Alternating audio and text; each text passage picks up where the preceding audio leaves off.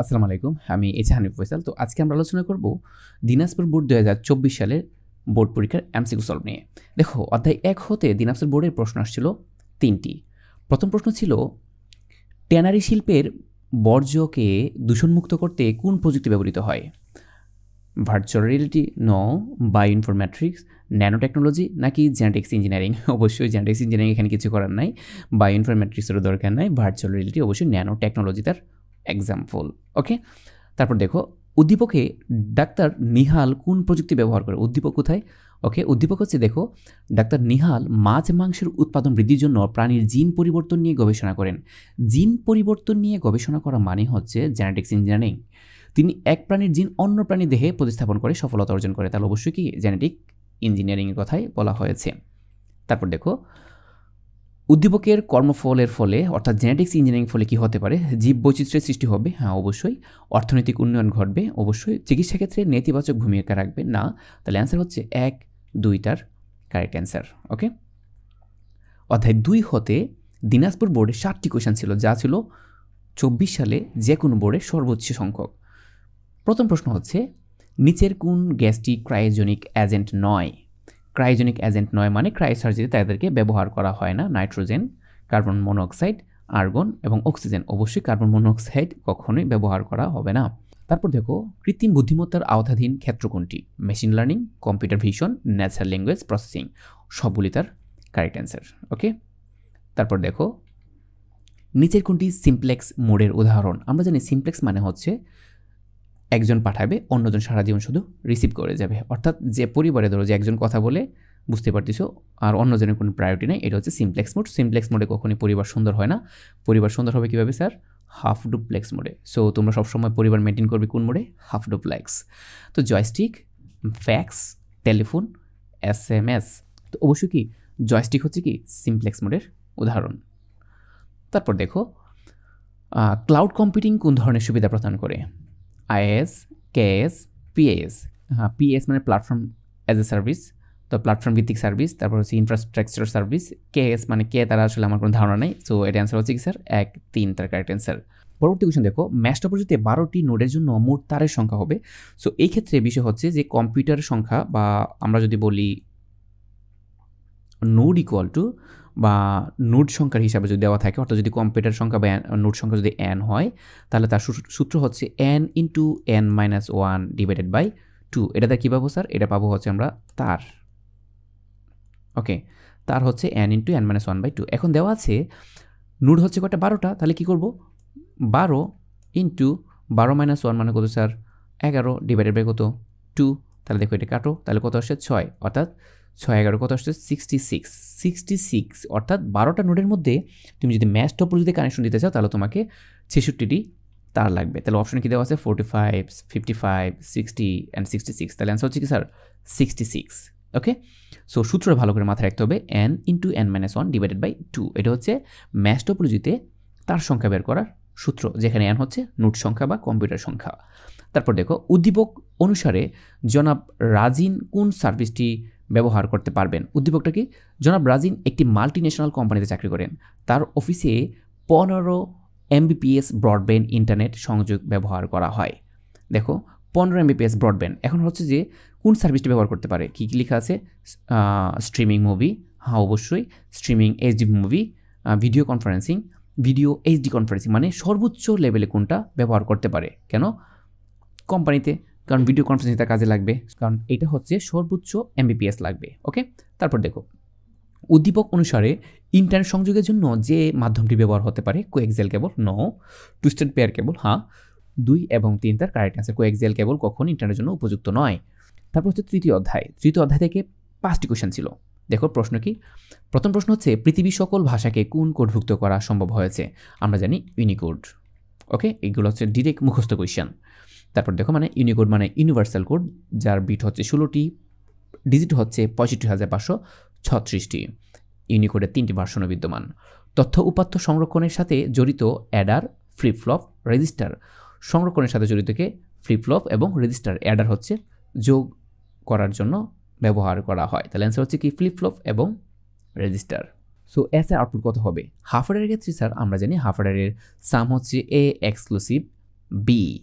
Okay, A exclusive B তার correct answer. আমরা জানি হাফ হেডার মানে এক্সক্লুসিভ বি, ফুল হেডার মানে exclusive B, exclusive C. So আশা করি তোমরা ভালো করে বুঝতে পারছো এটা কি। তারপর দেখো উদ্দীপকের ব্লক চিত্রের সার্কিট বাস্তবায়নে যে গেটের প্রয়োজন হবে, অর্থাৎ হচ্ছে আমরা যদি হাফ হেডার বাস্তবায়ন করতে চাই তাহলে কী কী লাগবে।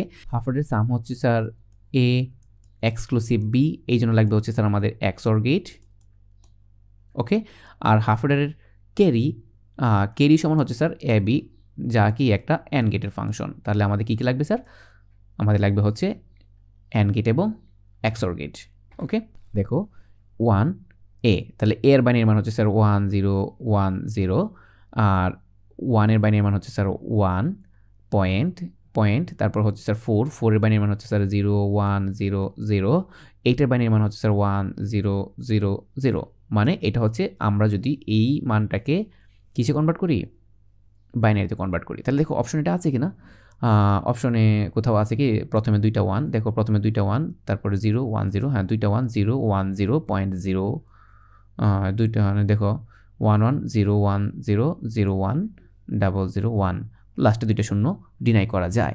অর্থাৎ হচ্ছে অপশনের সবার লাস্টে যে এইটা হচ্ছে তার কারেক্ট অ্যান্সার। কেন স্যার এটা কেন কারেক্ট অ্যান্সার, কারণটা হচ্ছে স্যার দেখেন এই যে শূন্যগুলো কি এটি বাদ দেওয়া যায়। ওকে, সো এটাই তার কারেক্ট অ্যান্সার। তাহলে দেখো আমাদের অ্যান্সার আসছে 1 1 0 1 0 0 1 1 1 সামথিং। অধ্যায় 4 থেকে 5টি কোয়েশ্চেন ছিল। প্রথম প্রশ্ন কী ছিল দেখো, সঠিক HTML সিনট্যাক্স কোনটি।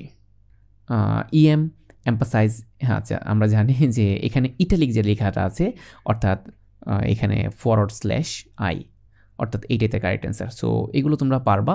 তারপর দেখো HTML-এ একাধিক রোকে মানে সারিকে মার্চ করতে কোন অ্যাট্রিবিউট ব্যবহার করে। একাধিক সারিকে যদি তুমি একসাথে রাখতে চাও বা কলাপস করতে চাও, ধরো সারি অর্থাৎ হচ্ছে যে রো স্প্যান, মেন কথা হচ্ছে সারিকে মার্চ করার জন্য অবশ্যই রো স্প্যান ব্যবহার করতে হয়, কলামকে মার্চ করার জন্য কল স্প্যান ব্যবহার করা হয়।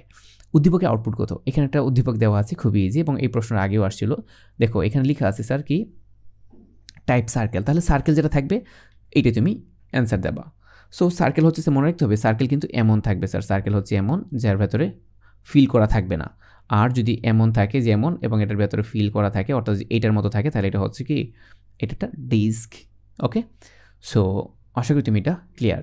তারপর দেখো একটি ওয়েবসাইটকে পাবলিশ করার জন্য ওয়েব সার্ভারে ওয়েবসাইটটি আপলোড করার পদ্ধতি কি বলা হয়।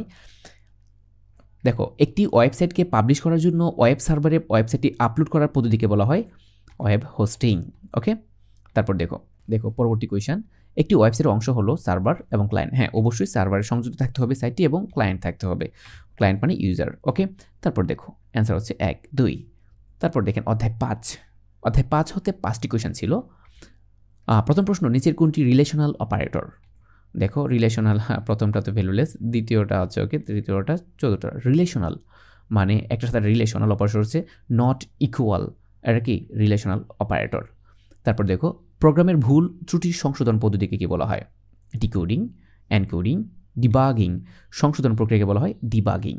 ওকে, আর ভুল নির্ণয় করাকে বলা হয় ডিবাগ, আর বাগ অর্থ ভুল। দুটি স্ট্রিংয়ের মাঝে তুলনা করার জন্য সি প্রোগ্রামিং ল্যাঙ্গুয়েজে কোন লাইব্রেরি ফাংশন ব্যবহার করা হয়। এটা বোর্ড বইয়ের একেবারে লেটেস্ট একটা কোয়েশ্চেন। স্ট্রিংয়ের কম্প্যারিজন করার জন্য অবশ্যই স্ট্রিং ক্যাম্প লাইব্রেরি ফাংশন ব্যবহার করবে, যে strcmp প্রথমটাই তার কারেক্ট অ্যান্সার। আর strlen মানে স্ট্রিং লেন, এখানে বানানটা ভুল আছে, স্ট্রিং লেন হয় স্ট্রিং লেন্থের জন্য। এগুলো খুবই ইম্পর্টেন্ট বোর্ড বইয়ের আলোকে। আমরা এই বিষয়গুলো আমাদের বোর্ড বইয়ের পিন পয়েন্ট এক্সপ্লেনেশনে ডিটেইলস আলোচনা করেছি। তারপর দেখো স্ট্রিং ক্যাম্প। ওকে, তার পরবর্তী কোয়েশ্চেন দেখো, এখানে একটা প্রোগ্রাম দেওয়া আছে, প্রোগ্রামটির আউটপুট কত হবে। স্যার এখানে দেখো যে এর মান কত দেওয়া স্যার 21.5, এটা হচ্ছে এর মান, এবং বি ইকুয়াল দেওয়া আছে 9.7, বি ইকুয়াল হচ্ছে 9.7। তারা সবাই ফ্লট ভ্যালু এবং ফ্লট সাম এ প্লাস বি এবং ফ্লট সাম এ প্লাস বি, তাহলে এই দুটোকে যদি তুমি যোগ করো তাহলে কি পাবা, আমরা জানি এখানে পাচ্ছি স্যার 2, এটা নর্মাল যোগ আসলে, আর এখানে 1 চলে আসবে, তার মানে হচ্ছে এখানে 1, এখানে হচ্ছে 3.2, এটা হচ্ছে অ্যান্সার। বাট এখানে দেখো মজার বিষয় হচ্ছে এখানে কি লেখা এই যে পার্সেন্টে কি লেখা পয়েন্ট টু এফ মানে হচ্ছে সে তারপরে কি 2 ঘর আসবে, অর্থাৎ পয়েন্টের পরে 2 ঘর, এখন কেউ নাই, তার মানে কি শূন্য আসবে। নর্মালি পয়েন্টের পরে এফ, অর্থাৎ পয়েন্টের পরে ফ্লোটিং ভ্যালুতে পয়েন্টের পরে 6 ডিজিট শূন্য প্রদর্শিত হয়। এটা কিন্তু একটা খুব ইম্পর্টেন্ট এমসিকিউ। এই বিষয়গুলো আমরা আমাদের বইয়ের পিন পয়েন্ট অ্যানালাইসিস ডিটেলস আলোচনা করেছি আমাদের পেইড কোর্সে। তারপর দেখো আমাদের অপশনে কি আছে স্যার, 31.20, হ্যাঁ 31.20 হচ্ছে তার কারেক্ট অ্যান্সার। ওকে, প্রোগ্রামটির ভেরিয়েবলগুলো মেমোরিতে মোট কত বাইট জায়গা দখল করে? ভেরিয়েবলগুলো দেখো এখানে একটা বিষয় হচ্ছে যে কী লেখা আছে 12, 8, 16। ওকে, দেখো এখানে বলা আছে যে এগুলো কিন্তু তোমাকে কনফিউজ করবে। সো আমি আবার বলছি, এমসিকিউ অ্যান্সার করার জন্য আমরা কেন সতর্ক থাকবো, আর এই জন্যই সতর্ক থাকতে হবে। দেখো এই ভেরিয়েবল, নর্মাল ফ্লোটিং ভেরিয়েবল হচ্ছে তোমাকে 4 বাইট জায়গা দেয়, অর্থাৎ 4 বাইট, কিন্তু লেখা কি ভেরিয়েবলগুলো। তো তুমি যদি এখানে অপশন যদি 4 থাকতো, ধরো এখানে 4 ছিল কোনো একটা, তুমি কিন্তু ধুম করে এখানে দাগাই ফেলতে 4। নো, কি লেখা ভেরিয়েবলগুলো মুট, এই যে মুট কত, তার মানে ভেরিয়েবল ছিল কটা স্যার, 3টা। একটার মধ্যে এ রাখা, একটা বি এর মধ্যে, একটা বি রাখা, একটার মধ্যে কি ছিল স্যার, সাম ছিল। তার মানে এ নিবে 4 প্লাস বি নিবে কত 4, 4, তারপর হচ্ছে কি স্যার সাম নিবে কত 4, তার টোটাল কত হলো 3 4 12, তাহলে অ্যান্সার হচ্ছে 12। সো এই ছিল দিনাজপুর বোর্ডের 24 সালের এমসিকিউ সলভ। সো দেখা হচ্ছে পরবর্তী কোনো ভিডিওতে। সে মধ্যে ভালো থাকো, সুস্থ থাকো, আল্লাহ হাফেজ।